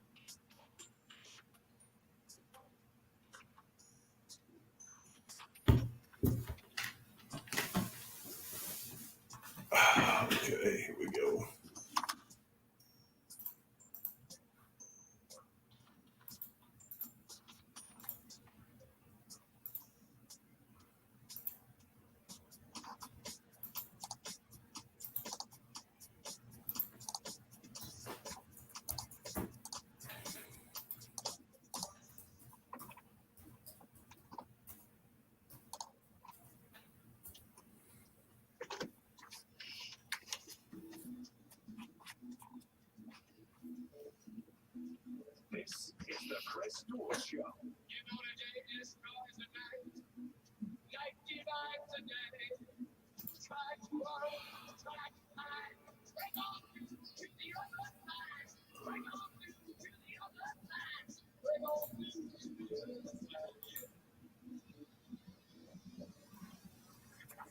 Now, Chris Duel. You're up. The final hour on a Monday morning, the Chris Duel Show. Myself, Shannon Salty Sweeney, Andy Everett in for Chris Duel, and Dave. And Dave, Friday we left the show. We celebrated your birthday. You told us you had some plans. You were going to go to dinner on Saturday. So I now need a birthday dinner review. Was there cake? Where'd you go? How was it? Did you avoid being sung to? Were there any other things that occurred that you maybe weren't planning on? Any surprise? Any good gifts that came your way? Well, it was a change of plans. Uh-oh. So after Saturday, I was doing errands and stuff. And so I just called my friend. I go, you just want to just come over here. I don't feel like going out. So they came over and we did a barbecue, which was nice. Food was great. Nobody sang happy birthday to me because I told them that ahead of time. I go, you can bring a cake, but we're not singing anything. Are you not going out to eat kind of guy? No, I like going out to eat, but after, putting up with a bunch of BS all day, I go, you know what? I just don't feel like it. Okay. Just come over here. We'll chill out. We watched we watched UFC and we watched the induction thing on Saturday for the Pro Football Hall of Fame. And that was about it. Drank some beer. I am always willing to go out if the place serves a good margarita. That's my only request. Don't take me somewhere that can't do a margarita, that can't do it well. Andy, how was your weekend? I played 2 rounds of golf. Of course you did. Because that's what I do when there's no games to do for another 3 weeks. That was pretty much it. The golf show on Saturday morning, and that was kind of my weekend. So there you go. Well, you of course deserve a rest after stepping in for Chris so many days these past couple of weeks, and also for Mike Taylor just being on call. Andy is the doctor of radio, I've decided, because he's just always on call. His phone is always ringing. And he was even hitting me up last night about segment ideas for the show. Greatly appreciating it. Having you here, sir. Dave, you mentioned the Hall of Fame. You took in some of those speeches and all the events that took place. I sat down to dinner last night. Peyton had stepped up to the podium. But again, Jimmy Johnson, one of the bigger names to get his Hall of Fame jacket as well as his bust. He kind of kicked the weekend off when Jerry Jones announced that he would be going into the Cowboys Ring of Honor, and rightfully so. It seems that the friendship has been restored, at least in front of the public eye. And Andy, you alluded to something that Jimmy said during his speech that you really loved. Yep. I think we have the cut for this and talking about what makes great coaches. I went to the College Football Hall of Fame a long time ago because I had great assistant coaches and great players. Maybe I had something to do with bringing them together, but they won the games. Those players won the games. I didn't win the games. I went in the Broadcasting Hall of Fame. Hey, listen to this. When you're sitting there with Terry, Howie, Michael, Jay, Kurt, and you got the best producer in all of televisions with Bill Richards, hey, you're going to go in the Broadcasting Hall of Fame. It's because of those folks. And now I'm in the Pro Football Hall of Fame. Again, great assistant coaches, great players, and a great organization. I think that kind of sums things up because I'm on a lot of these. I read a lot of the forums on Facebook that are Spurs related, and there's a good portion of the sport fan out there that says, "Well, Pop's washed up as a coach. He can't do it anymore. He's lost his touch. He's not in with his generation. He doesn't know how to adapt." No, the reason he doesn't win anymore or win as much is because 21's not playing. And neither is 20 or number 9. And I don't care how good of a coach you are. I don't care how good of a motivator you are. I don't care how good of an X's and O's guy you are.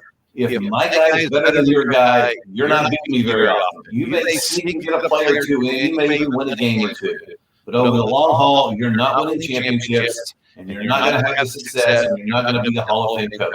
And I know of no coach, including Pop, and now Jimmy Johnson, that doesn't credit those athletes and those players and those assistant coaches and all the way down to the video guys that do all the legwork to get those guys ready to perform. The head coach is just an organizer in most professional sports, and Jimmy Johnson was really good at that. But it was Norv Turner that was calling plays, and it was the defensive guys that were making the right assignments. So there's no coach in the history of sports that's won with inferior talent. And I think Jimmy Johnson summed that up in his speech. Yeah, people always say when you hit it big, don't forget from where you came from, and don't forget who got you there. So many people took part in what has become a legendary career. I love that he mentioned the broadcasting thing too.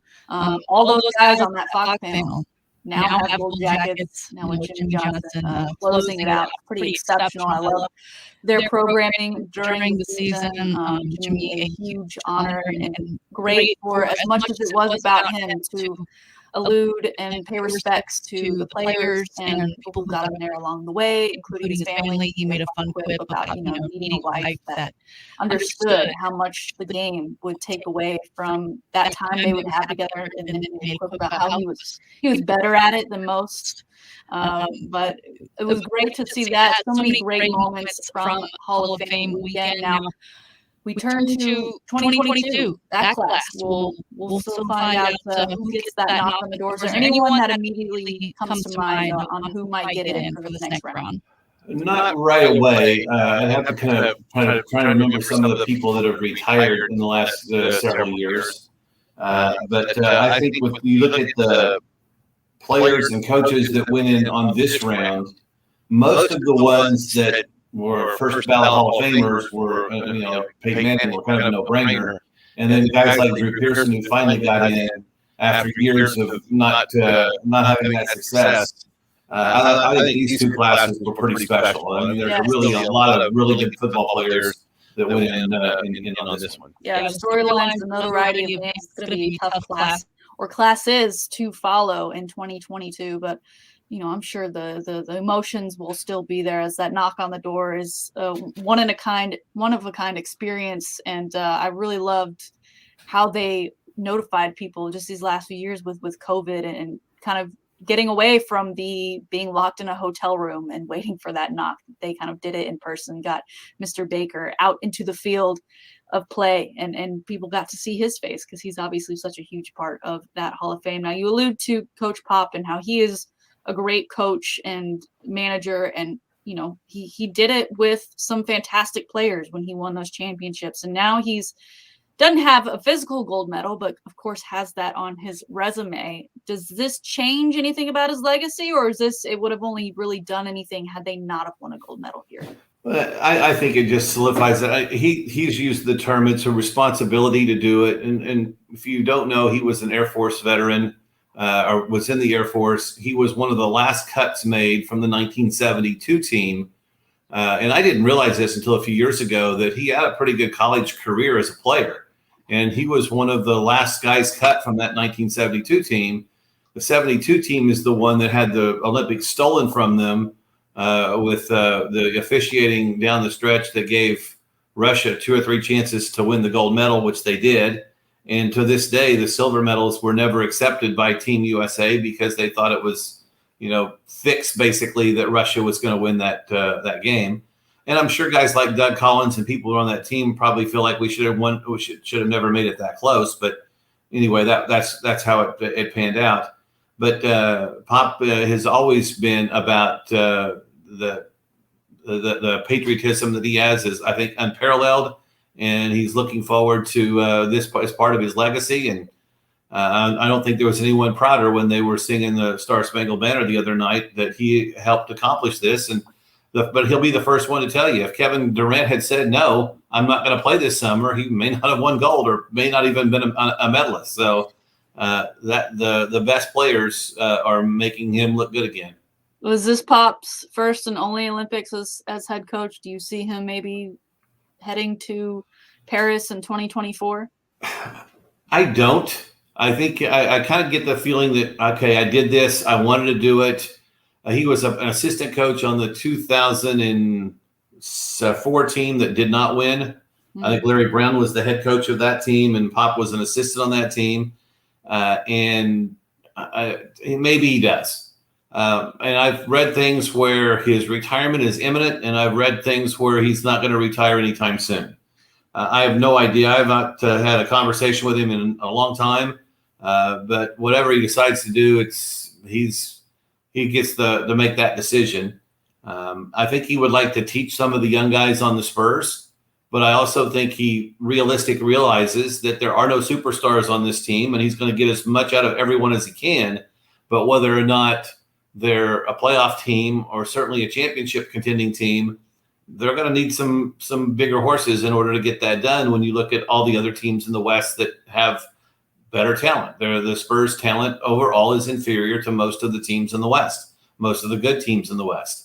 And so I think there's a realistic approach to look at it there too. So I'm guessing he'll evaluate things. Training camp starts in a few weeks. Maybe he's made a decision to come back and or not come back and told everyone. But whatever he decides to do, whether it's this year, next year, or down the road, it's good for him. And I'm trying to think who the next coach would be. Maybe Steve Kerr gets that opportunity in 2024 if he wants to do the job. Yeah. Only Pop knows what his future holds. I wouldn't hate it if he decided, I'm not going to be an NBA head coach anymore. It's just too much of a time commitment, because I would think Team USA basketball a little bit less time strains. And again, 2024 is only 3 years away thanks to COVID.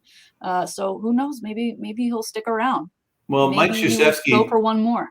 Mike Krzyzewski did a great job with the NBA players who he really had maybe some contact with them when he was recruiting them, or some contact with him when he played against them or they played for Duke.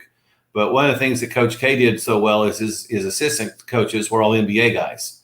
And so he could manage the X's and O's and call the plays, but he would rely on the experience of the NBA coaches to really give him insight on what was going on with the players. And as long as we're going to continue to have NBA players in the Olympics, I kind of think it's an NBA coach that needs to be in charge of that, and someone that's an active NBA coach, because I don't think you can have Pop just sit back and retire and only coach the Olympics. Now, he wouldn't be bad at it, and he would put a bunch of good people around him to make it go well. But I kind of think that you want somebody that is around these guys on a pretty regular basis in order to have some kind of camaraderie when you get to whatever Olympics games you're playing in Paris in 24 or back to LA in 28.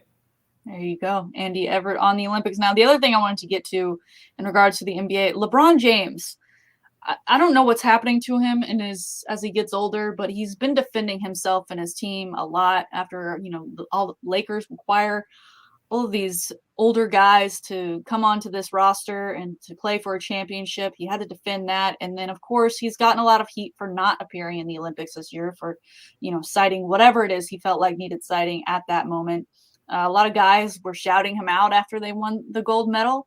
And so LeBron shouted out right back. He did congratulate the team on social media, but he also used it as a plug for his tequila brand, and that they should be celebrating with his tequila, which just annoyed the crap out of me, that he took something that was not his by his choice. He was offered a spot, obviously, on that roster to go to Tokyo, to play for gold, to get another gold medal, to do it for Team USA.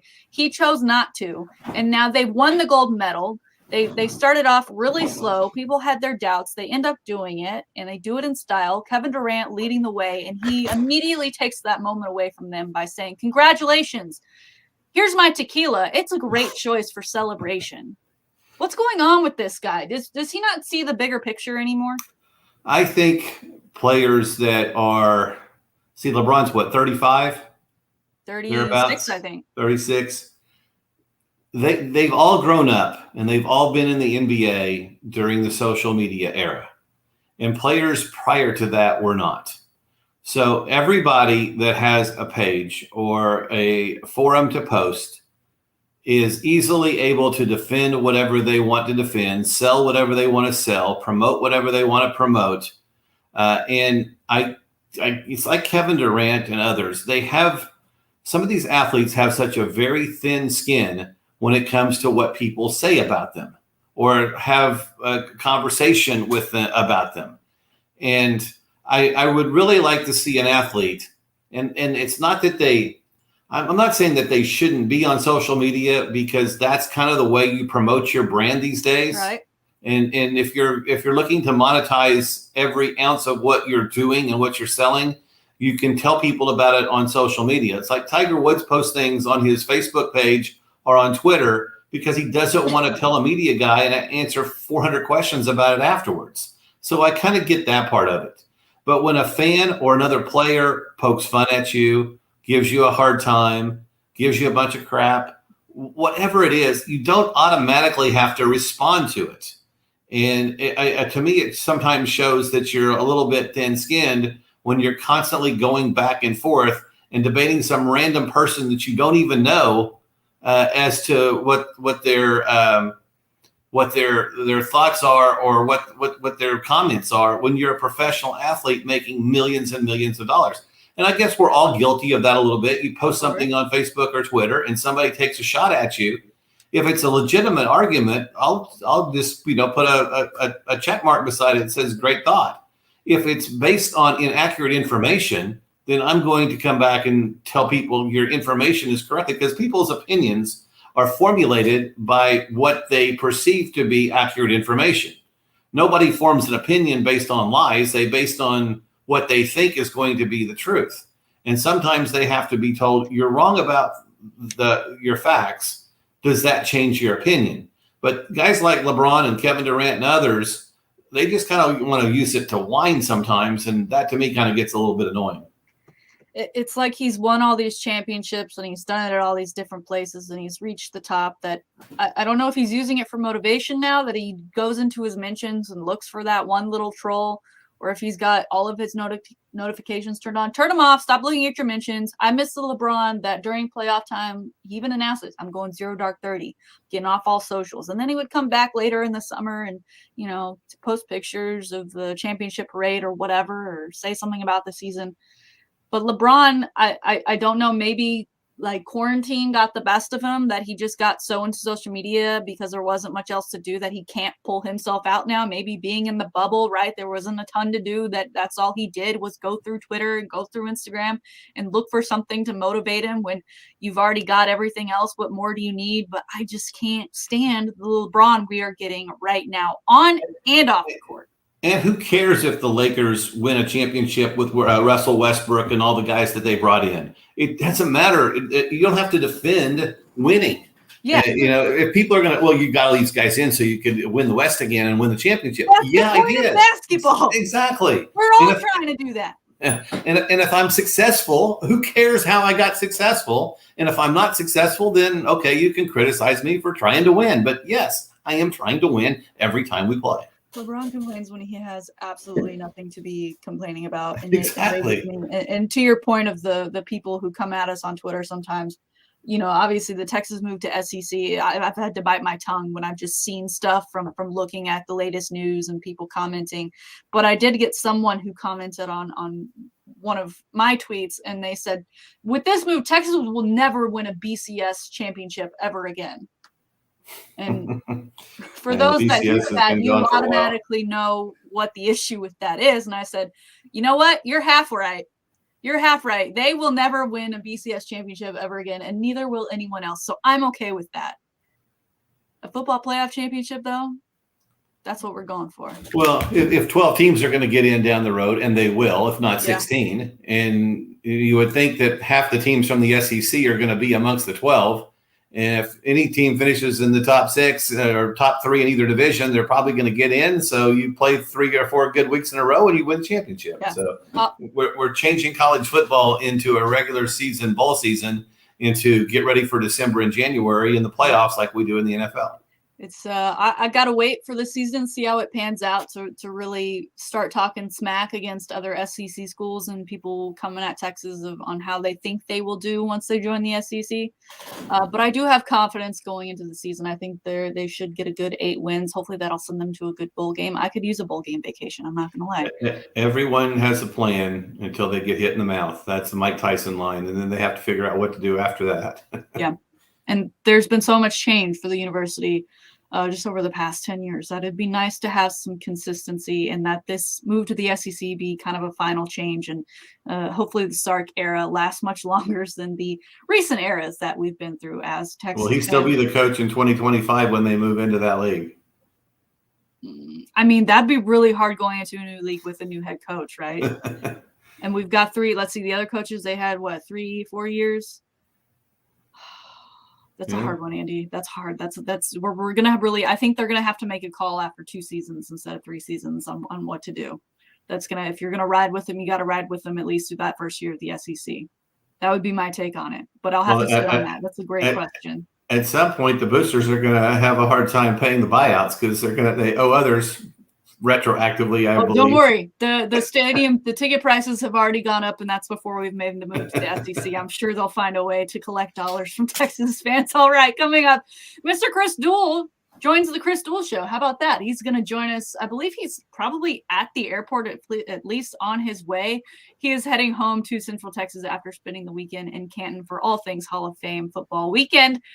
We'll ask him how it was, who he ran into, who he shook hands with, and who he maybe idolized from afar. It's the Chris Duel Show.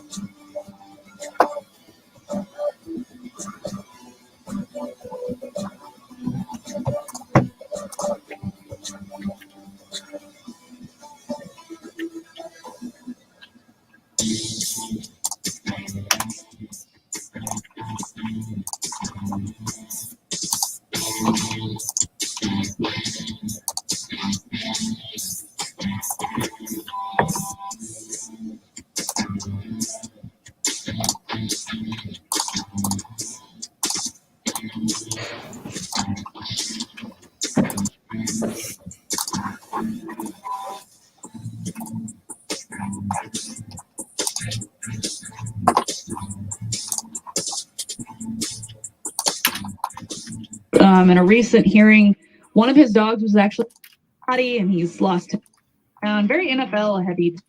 Birthdays. All right, let's do it. It's the song. Where, oh, you read for a little. We're moving over to the Saints now. Lifestyle their sport gives them more. It's time. My off season. I'm not gonna be. If you didn't. Hall of Fame weekend. It's anymore. That's it. Today's Salty Shakedown.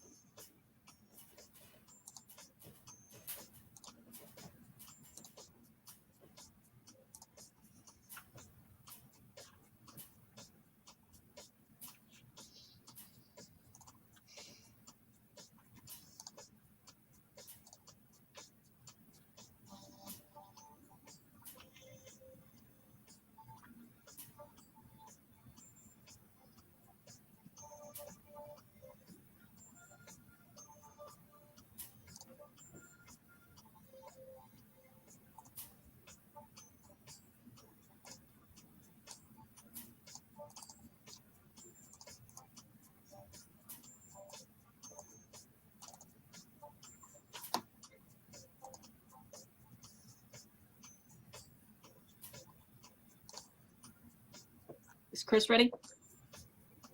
Yeah, he's ready. Thank you.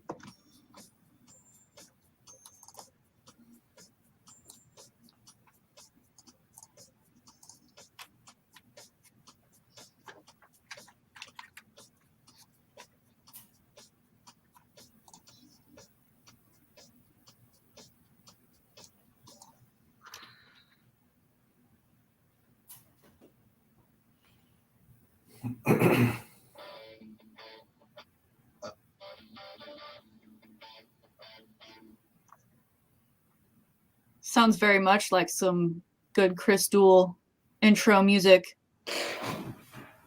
I'd let this ride, but I really want to know how Chris's weekend was. So let's go ahead and get to it, Andy. It's Mr. Chris Duel on the Chris Duel Show. Chris, did you make it through the Hall of Fame weekend?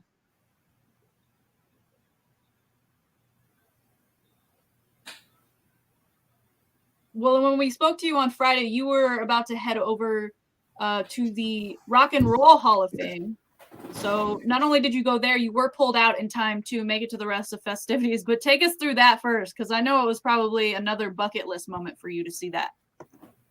Yeah, the Rock and Roll Hall of Fame was a bucket list moment. And, like all of you, Shannon, Andy, Dave, I love rock and roll. I mean, I've always wanted to go. And my friend Steve felt the same way. We were not blown away by the Rock and Roll Hall of Fame. In the same way we were blown away by the Pro Football Hall of Fame. It was nice. I mean, it wasn't bad. I wouldn't tell people not to go, but we didn't walk out of there going, "Oh my God, that was great." We walked out there going, "That was all right." Chris, you are obviously a huge Drew Pearson fan. That was early on in your fandom of the Cowboys. Tell me about his speech, what you thought, and how you felt when he was finally inducted. It was about what I expected. I knew, Drew, as you know, Andy, a big personality, wide receivers in general to play that position, especially in the NFL. You need a big ego. I thought we got a little bit of everything with Drew. I thought we got entertainment value. I thought we got big ego. I also thought we got a mix of humility as well. It was a long wait for Drew. And, for those of us, and I think the three of us have interviewed Drew Pearson on the radio from time to time, it's kind of who he was. Bigger than life, big personality, and, kind of rah-rah as well here and there. So, I thought the speech was wonderful from Drew, and as a huge fan, and as a guy who distinctly remembers where I was in the living room when he caught the Hail Mary pass from Roger Staubach, it was just I felt justice at last to get him into the. Well, Drew, clearly one of your favorites of the event. Who else stood out to you with their speech and any messages that they sent out to the crowd and all those watching on TV this weekend?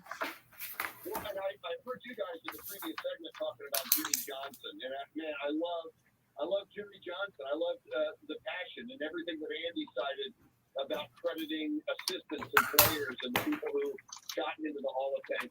And Jimmy delivered the message, and it was something that kind of hit me hard during this whole Hall of Fame experience. Jimmy said something along the lines of, "You're not here on the planet for very long, so you want to surround yourself with the people." Yeah. Takeaways from this whole Hall of Fame experience is the passage of time and how fast time flies by. I mean, we know that with almost any athlete. When Tim Duncan retires, and you saw his whole career from beginning to end, you go, "My gosh, that was wonderful," but now that it's over, it seems like it was very, very fast. I mean, you can even say that about Peyton Manning. Most of us listening right now have seen all of Peyton Manning's career, but now that you see him up on that stage and he's still a very young man, you go, man, that career from Tennessee to the Colts to the Broncos, that went by quick. See him and you're looking into the eyes of the Bucs, and it's guys that you knew when they were alive, like Tom Landry and Bob Hayes. You're looking like high level, kind of into their eyes. You're going, "My gosh, I can't believe this guy's not here anymore. He had an amazing life, but it seems like it went by so quickly." We were talking in the last segment about Jimmy Johnson, and you brought it up about the players that surrounded him. And I want to, I think, reiterate that for those who weren't listening before, or to those who were, and mention it again to those who have not been with us all 3 hours today. I get a little bit frustrated with fans, regardless of the sport, that think that a coach can make a bad team good. Now, there are coaches that can make a good team bad, but I don't think there are any coaches that can make a mediocre team rise out of mediocrity. And I use the analogy, a star player gets hurt. the backup comes in and plays above his ability for 2 or 3 games or 2 or 3 minutes or whatever it may be, and all of a sudden, well, you just plug one guy in and away we go. But in the long run, if my guys are better than your guys, my guys are going to win regardless of who the coach is. And I think there are a lot of fans that don't understand that. Yes, these are professional athletes, but there's a difference between superstars and the next level. And there's even a bigger difference between the next level and the guys that fill out the bottom of a roster. Absolutely. And, as you described that, Andy, I think of Coach Greg Popovich, and I'm sure you guys talked about. That's what I was getting at. This morning. Oh, okay, that's where you're going. I mean, here's a guy, and you said this earlier as well, the Spurs are not winning at the same frequency because Tim Duncan and Manu and Tony aren't walking through that door. Nonetheless, that does not in any way diminish the coaching skills and the legendary coaching skills and people skills of a Greg Popovich. And, there was a guy, somebody, tweeted it over to me, and, I missed it when he wrote it. But it's not just fans. There was a columnist from USA Today after the first loss to France in the Olympics. And the gist of his column was, Greg Popovich doesn't have it anymore. There's been no great moments with Greg Popovich as coach of Team USA. And he said, and I don't think we're going to see any. He pretty much predicted the demise and failure of Team USA. And I am amazed at how quickly not only fans are, but maybe some opinion writers are as well to diminish and write the obituary of somebody like a Greg Popovich. Yeah, there's a lot of people that don't like him. They don't like him because of the way he does interviews with the media or the end of the quarter timeouts. They don't like him because he doesn't like Trump. There's a million different reasons why he's not the most likable person. But for those who've gotten to know him and have been around him longer, they talk about how loyal he is, and you read from time to time how well he tips. He tips servers and things like that. And there's that side of him. But I think any time that you have a reason for wanting someone to fail, when they do, you rejoice in that failure because, see, I told you couldn't coach. We didn't have Tim Duncan. He'd have never been anything. Well, if Phil Jackson didn't have Michael Jordan and Kobe Bryant, he wouldn't have been very good either. True. Very, very, very true. And it's interesting. And I think all of these opinions, Andy and Shannon, I think it says more about the person who's delivering that opinion. Like, I hate.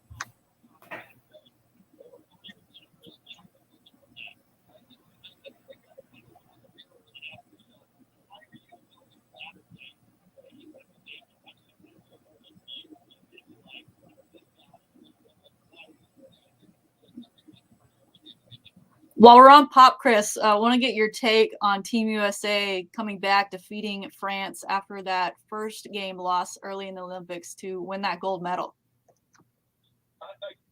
I think what it was, and this makes total sense, I think we can all agree Team USA has the better athletes. And this goes right back to what Andy's been talking about all morning.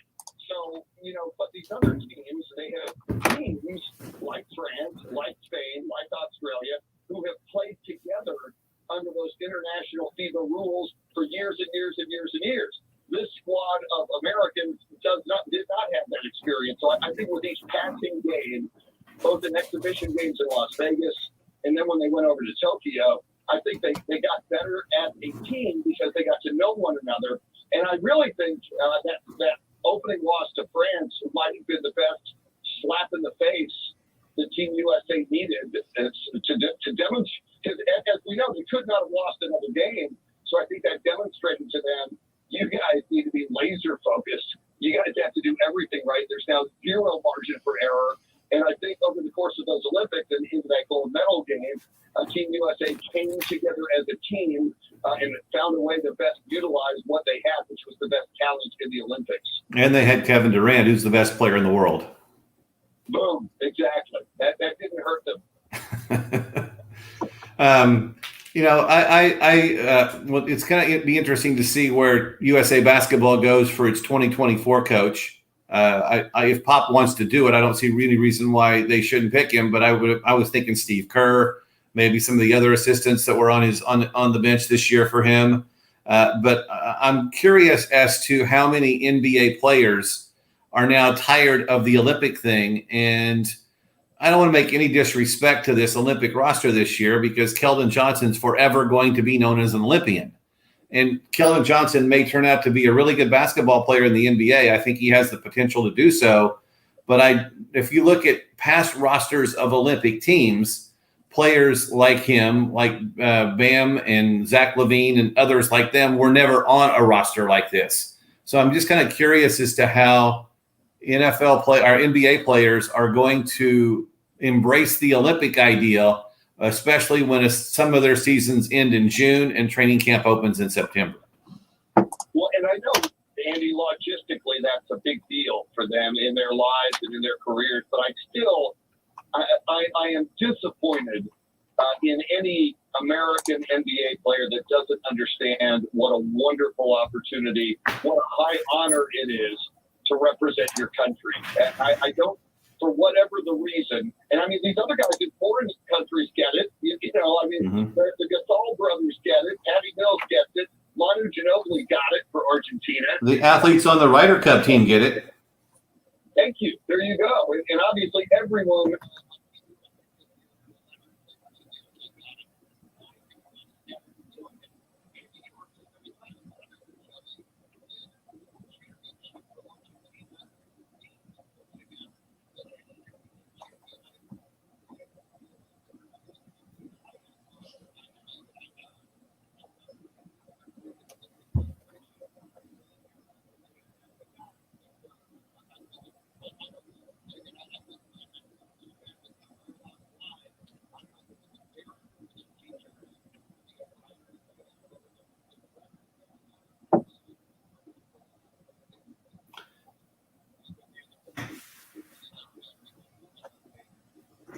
Chris, one more question for you about your weekend in Canton. Any shoulders that you rubbed that now you feel like you can never wash said shoulder ever again? And did you get to take part in James Allen's unveiling? His name is now the James Allen Gold Jacket Hall Room Banquet. What is it again?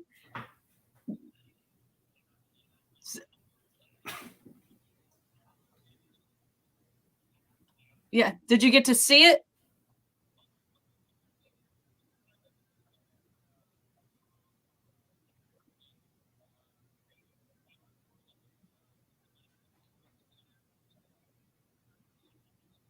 Mm-hmm.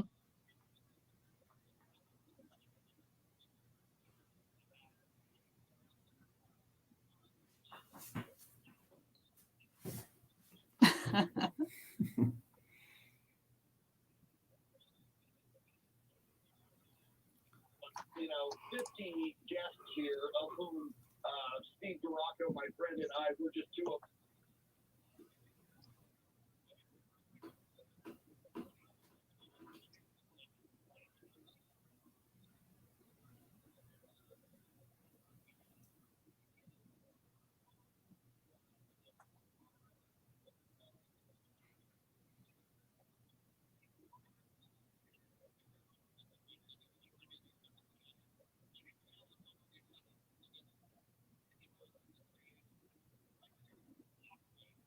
Yes.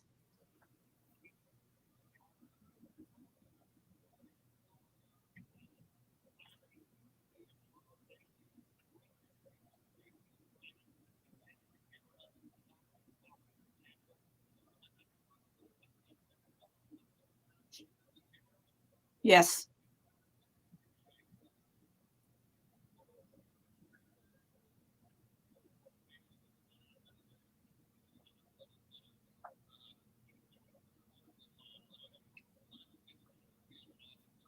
I am a firm belief that James Allen needs an honorary gold jacket just for all he does for the Pro Football Hall of Fame and all he's done for folks like you and I, Chris. He is such a generous guy, a great human being. Can't wait to one day meet him in person. And Chris, can't wait to have you back with us tomorrow. You are heading to the airport, at the airport? Yeah, I'm in tomorrow. Oh. Okay.